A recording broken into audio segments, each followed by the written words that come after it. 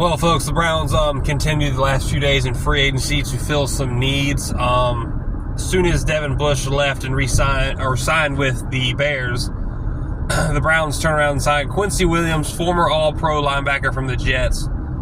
I would say at his best, he's better than Devin Bush, but he kind of had a down year last year. We'll see. It's a good pickup. You know, it's filling the needs, filling the hole. What the fuck is this car doing? Come on out.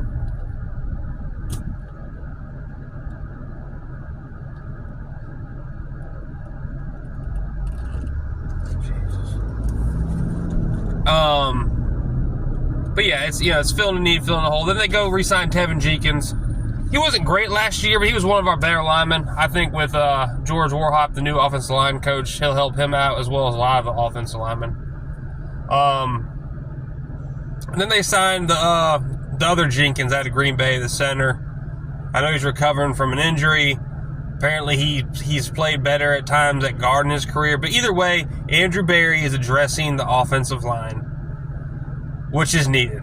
No receiver additions yet. I fully expect the Browns to pick up a couple receivers in the draft, especially early in the draft. At least they better. Who knows? Listen, folks,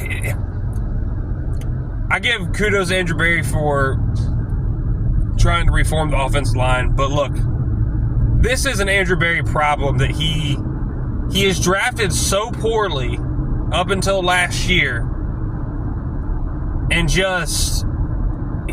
look, remember the year we had no defensive linemen, 0, and then I don't know what he thought that those guys were going to get it done. I don't know, I might have said offensive line, I meant defensive line, yeah. We had 0 defensive linemen. We were awful. And the next year we had to put all of our investments in defensive linemen because he just punts on certain position groups every year because he doesn't draft well. That's what happens when you don't draft well over time. Look, I've said it before, he's their GM, so I'm going to give him a chance. There's nothing we can do about it. But Andrew Berry should have been shown the door with Kevin Stefanski.